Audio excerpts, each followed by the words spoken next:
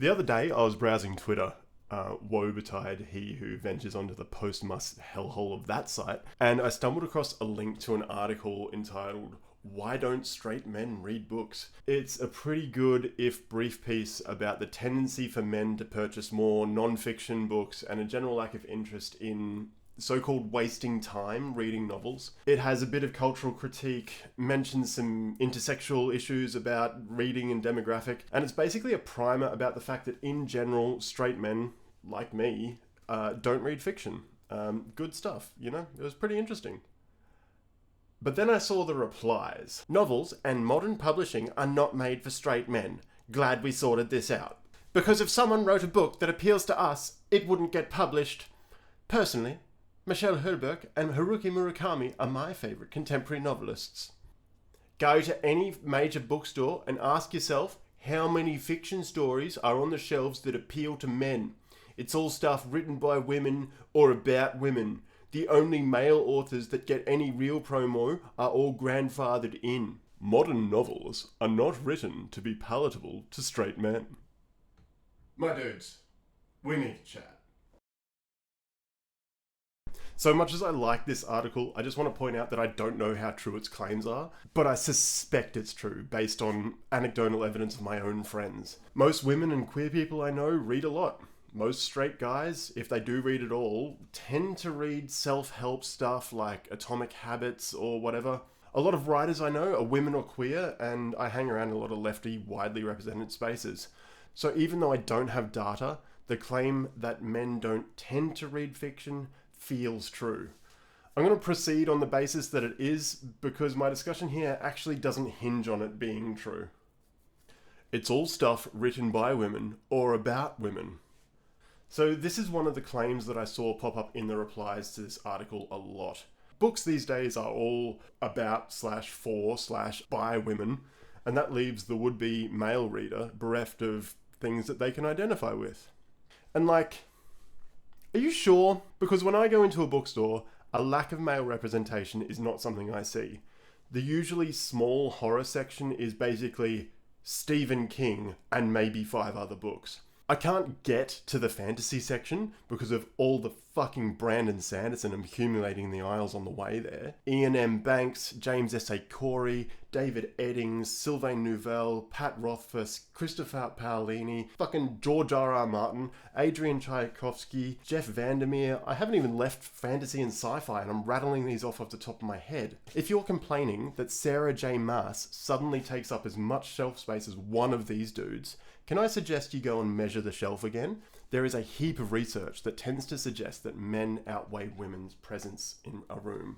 When a room is 30% women, most men will describe the room as half-half men and women. It's something like that. I'm not going to look it up. That's an exercise for the non-fiction reader. If you're feeling like there's some overwhelming majority of female authors and female-led stories, try actually going to a bookstore and counting. I can guarantee you it's not what you think it is. Modern novels are not written to be palatable to straight men.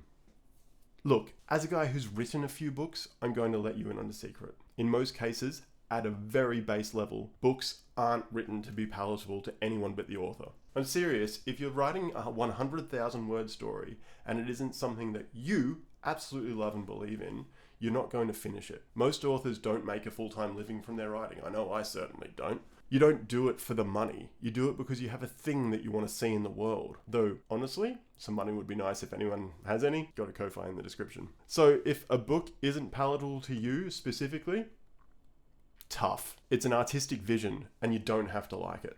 That being said, non-straight men and women and non-binary folks seem to be able to find the palette to read a lot and widely. So might I suggest that you're potentially being a little bit sensitive about your own tastes? Sometimes you'll read shit and you just don't find it palatable, and that's okay as well, man. Like, I love cyberpunk stuff. Like, duh, I wrote a very normal essay about it, which you can watch here. But Snow Crash kinda did nothing for me. Classics often feel like something you should appreciate because they're what smart people read. But to be honest, I find a lot of them to be a slog. Language evolves, the cultural zeitgeist moves on, we don't read in the same serialized way that people like Victor Hugo were designed to write it back in the day. So if you pick up one of these books and the prose is dense, the language is archaic, it doesn't flow, and you spend a month bashing your head against the wall trying to get through it, of course you won't find it fun. As for not publishing male-oriented stories, I don't know what to tell you. There is an entire publishing company with in-house authors dedicated to writing stories in which giant dudes in power armor shoot each other with guns the size of small cars. The Black Library by Games Workshop is almost exclusively male-centric, and I challenge you to find a publisher of similar size with as much reach and as much focus on stories that are not male-coded. I love me a Space Marine story. They're great. And Iskander Kaon is a boss. It's absolute male power fantasy, and there's thousands of them. Again, if you're unable to find fiction that is palatable to you, you really aren't looking hard enough. The tendency of men to read non-fiction. Okay, so I read non-fiction. I think I read non-fiction on a ratio of about 3:1 to fiction. So 3 fiction books, then I'll read a non-fiction one, normally just as like a palate cleanser. And I always read it on a similar set of topics. There's ones that I find interesting. Economics, capitalism, secular cults, the rise of modern fascism. They're all things that I find interesting. Reading non-fiction is, good. You learn stuff. I don't tend to read self-help. If I were better at video editing, I'd probably edit in that bit where George Carlin talks about self-help being just help. If you're looking for self-help, why would you read a book written by somebody else? That's not self-help, that's help. Oh, there you go. So I've never read Atomic Habits or The 4-Hour Workweek or Freakonomics or 12 Rules of Life or any of those, but if you have read those and they've helped you, like, fine. What I will say about all the non-fiction that I've read is that it's narrow. I mean, it's specific. If you buy a non-fiction book on a topic, if it's good, it's a deep dive into something and an argument for or explanation of that thing specifically. I just finished Techno-Feudalism by Yanis Varoufakis, and it's very specifically talking about the changes to capitalist markets that have come about with the proliferation of technology. It's really good, but it's so specific to that idea. What you don't get from non-fiction is breadth, or a sense of experience. To experience the way the world looks from another person's eyes. Even if the step-by-step plot events of the story aren't real, you still get the author's views on so many things, a lot of the time unintentionally. When Hemingway insisted that Old Man and the Sea had no symbolism, he was wrong. By writing the thing down, he was making decisions about how to portray all of the elements in that story. And in doing so, he was showing his perspective on a huge variety of things. It's the same with any other fiction book. Any words put to paper inevitably tell the story of the person writing it.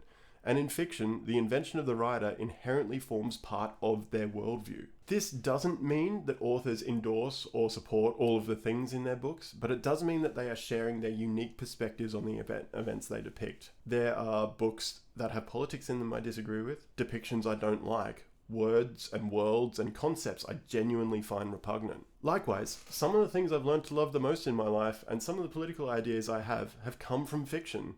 It's really cringe, I suppose, but I'm not joking when I say that reading Jurassic Park had an enormous influence on my recalcitrant distrust of technology, he says in a YouTube video. The interesting thing about all of this is you don't know what's going to resonate with you in fiction. It's awesome.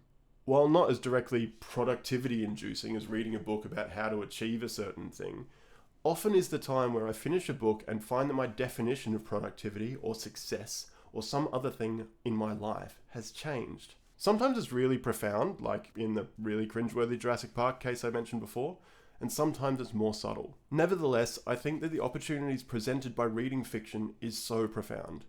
To read the stories and views of others in the world gives you new appreciation for things.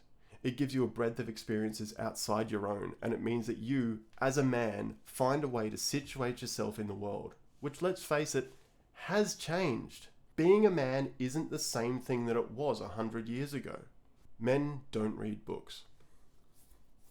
I'm not the first to point out the general malaise and misery that a certain tranche of modern men are feeling. They seem to think that feminism has made women ascendant to the detriment of maleness and masculinity. There's this narrative that, first of all, the manosphere influences like Tate and Peterson and that ilk spread. That masculinity is somewhere under attack, and to defend it you need to exhibit an ever more exaggerated set of traits that define you as a man. Reading romance or even fictional stories falls outside this view of masculinity, because to do that is to be feminized and unproductive. And in this worldview, femininity and leisure are treated with disdain and hostility. The thing I find so fucking frustrating about this narrative is it's self-defeating. Modern feminism is a discourse. It's an ongoing thing, and there are nuances to how both men and women conduct themselves, and there should be an ongoing discussion about that. On the whole though, women's roles in society have been able to broaden. Women are able to do more, to experience more, and be more than they were able to be in previous generations.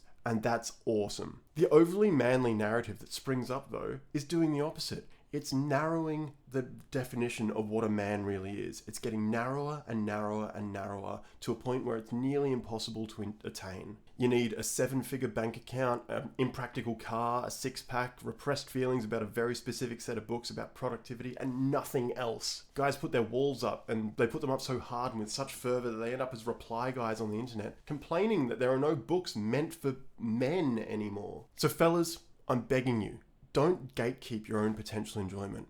You can like all of these things. You can read romance, and Warhammer, and self-help, and think about the Roman Empire, and look at cool cars, and go fishing, and express your feelings, and you're still a man when you do it. I promise, manliness has a wider path than the tightrope beam that some people tell you to walk.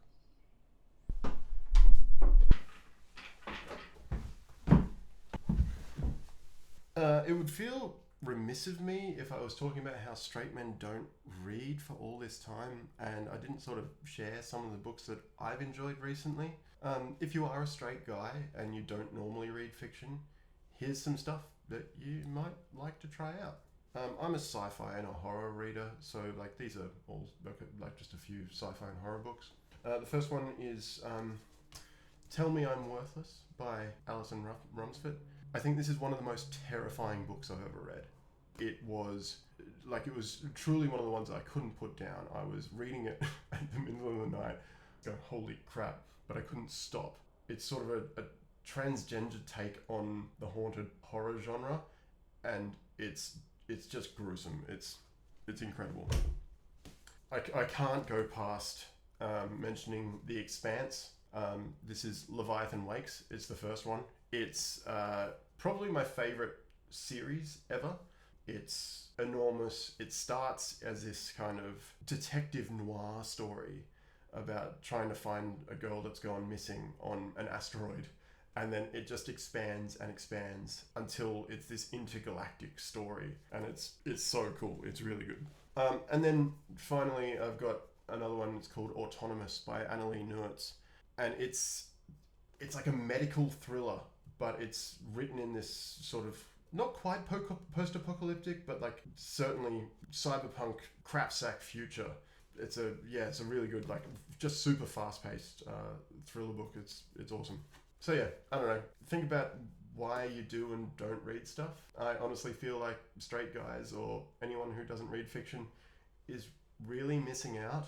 When you read these books, you sort of get a perspective on how people think, how people other than yourself think. And it helps you understand who you are, not only as a man, but like as a person.